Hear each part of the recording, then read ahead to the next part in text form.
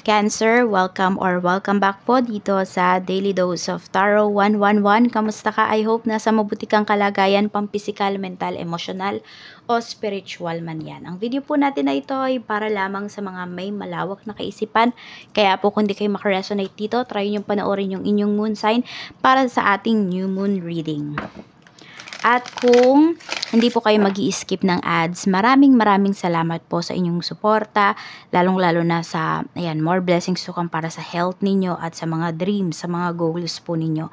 Kung bago lamang po kayo dito sa aking channel, please subscribe and hit the bell button para lagi po kayong updated. At kung interesado naman po kayo sa ating private readings, sa ating rituals, sa ating TRS bracelet, at sa ating EEA, makikita nyo po yung link sa description box, Tarot Intentions by Aliana Reyes.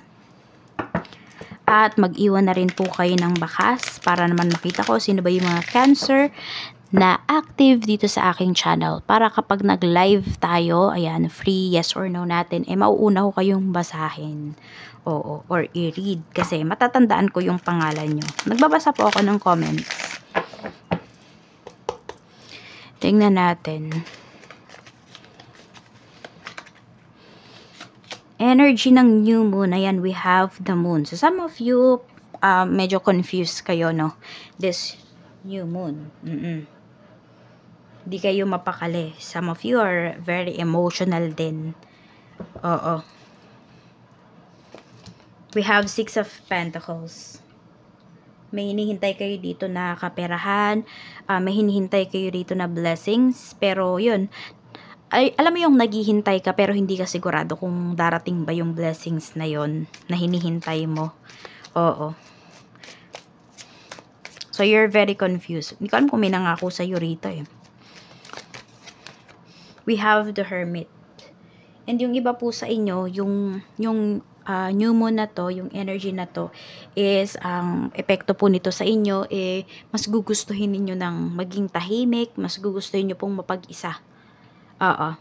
Pwedeng may magyayaya sa inyo ritong lumabas. Pero parang alam mo yung wala kayo sa mood. Ayaw nyo mag-entertain ng mga tao. Ayaw nyo makipag-usap.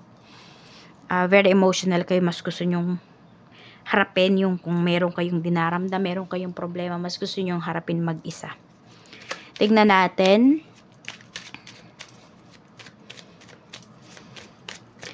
Ano yung dapat mong ingatan? We have Ace of Swords. Okay, ingatan mo po yung mga sasabihin mo kasi pwedeng-pwede mo siyang ma-attract. Ingatan mo rin makipag-usap sa isang tao kasi meron dito, pwedeng kilala mo naman yung tao na yun eh. Kapag may sinabi ka, sinasabi niya rin sa iba. So, mag-iingat ka. Oo, parang kung siya na lang yung makakausap mo talaga, yung pwede mong makausap nung araw na yan, nitong new moon, ay alam mo naman yung ugali niya, tama nga lang talaga na mag-isa ka. Kasi kapag may nasabi ka, pwedeng matranslate niya yon sa ibang, you know, yung maging masama ba yung dating, ganun. Kahit di naman ganun yung sinabi mo. Kaya mag-iingat ka po rito sa kakausapin mo at sa mga sasabihin mo. Ma-attract mo kasi siya. Dapat mong ingatan yung iyong pananalita, dapat iwasan 6 of Wands. Okay, dapat mong iwasan dito na malagay ka sa spotlight. Kasi, yun, maraming maghihintay dito para sa'yo, maraming nakatingin. So, yung iba kasi sa inyo, ayaw nyo na madaming atensyon na binibigay sa inyo yung ibang tao. We have the Empress. So, dapat mong iwasan. Okay, for some of you. Tingnan natin yan. We have Death card. Okay, kung may buntis po dito, mag-ingat po kayo ha, na magbiyahe-biyahe. Or yung iba nga sa inyo, kahit hindi naman kayo buntis, ingatan nyo muna pong magbiyahe-biyahe this new moon. Parang ang daming sinasabi na ganyan this new moon eh. Hindi lang sa inyo yan sinabi. Hindi lang sa inyo mensahe na wag munang magbiyahe. This space ng moon. Tignan natin. Dapat mong pag-focusan. We have 5 of Cups. We have King of Swords. Okay. Meron dito na I don't know kung pinagsisisihan mo ba. Ay, siguro ito yung nagdadala ng confusion sa'yo. Meron kang gustong ayusin. Pwedeng iyan po ay dapat mong pagfokusan is yung relationship mo. Meron kang gustong makausap or merong gustong kumausap sa'yo. Oo, nasa sa'yo naman kung kakausapin mo to. Pero sinasabi kasi, mas magiging magaan yung pakiramdam mo pag nakausap mo yung tao na to. Meron kang kailangang ayusin na connection. Yun yung nakikita ko sa'yo rito. Kung meron man dito may pinangako sa'yo, pwedeng pag nakausap mo ng maayos yung tao na yon, ibibigay niya naman po sa'yo yung kanyang, yung mga pinangako niya sa'yo, ganyan. Basta masasabi mo na, okay, may isang salita naman pala yung taong to. Mas magkakaintindihan po kayo. Meron tao dito na nag-overthink. So, dapat mo rin pagfokusan, hindi lang yung sasabihin mo pala, pati po yung iyong mental health. Check natin ano yung door na mag-open para sa'yo. Ano yung door na mag-open para sa'yo, Cancer?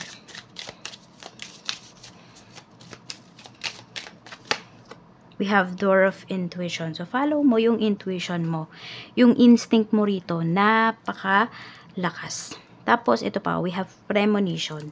May mga bagay po dito na bago pa siya mangyari, alam nyo na, nakita nyo na. May mga signs and signals po sa inyo, sa universe. Oo. Kaya, tignan nyo yun ha, kung ano yon. Kaya ngayon iba sa inyo rito, sinasabihan kayo na wag muna kayong mag-travel. Wag muna kayong umalis-alis. Kasi, diba nakakaramdam kayo ng confusion dito, ng uncertainty. Ito yon. Basta meron kayong nararamdaman towards sa isang bagay. Not all of you naman about sa travel to. Basta meron lang kayong nararamdaman sa isang bagay, sa isang sitwasyon, na hindi kayo mapakali, wag nyo na pong ituloy yan, kung ano man yan. Ibig sabihin, hindi yun para sa inyo. Or pinag-iingat po kayo. Check natin, ano yung, gifts or spiritual gifts na pwede mong i-explore.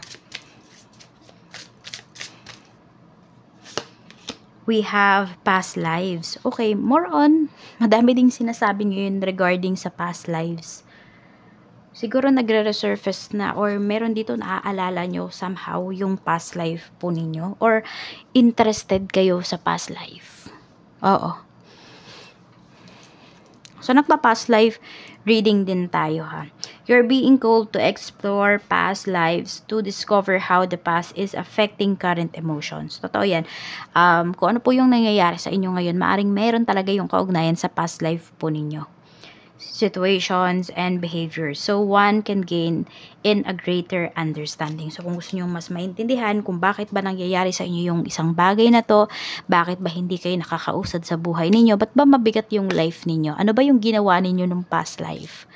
'Di ba? Sino ba kayo nung past life ninyo? Ano ba yung naging buhay nyo? Malalaman po natin yan through past life reading. So, kung interesado kayo, message na lang po kayo. And yan, yung iba sa inyo, ito yung need ninyong malaman din, no? Yung past life po ninyo. So, tignan natin. Blessings na paparating para sa'yo.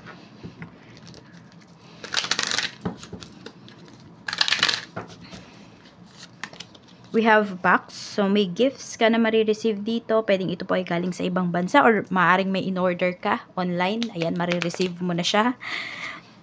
We have transition. May mga pagbabago po dito sa life mo. Pwede rin kayo to mismo magbabago. I mean, pwedeng yung pananamit po ninyo. The way you speak. Kasi nga, may iniingatan ka rito. And yung iba po sa inyo, pwedeng yung life nyo talaga. Magto-turn yan 360 degrees. We have departed loved ones, okay? So, guided daw kayo rito ng mga loved ones po ninyo na nasa heaven na. Yan, na maalam na. Lagi po kayong binabantayan. So, yung iba sa inyo, malakas po yung inyong pakiramdam. Ayan, nararamdaman nyo talaga na may nagbabantay sa inyo. So, tignan naman natin ang Archangel message para sa'yo. We have overcoming difficulties.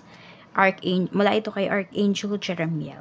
The worst is now behind you and you are surmounting any previous challenges. So, ang dami nyo nang napagdaanan, Cancer. sinasabi nga dito, kung may problem kayo ngayon pa ba kayo susuko? 'Di ba? Ngayon pa ba kayo bibitaw? Syempre hindi dapat, 'di ba?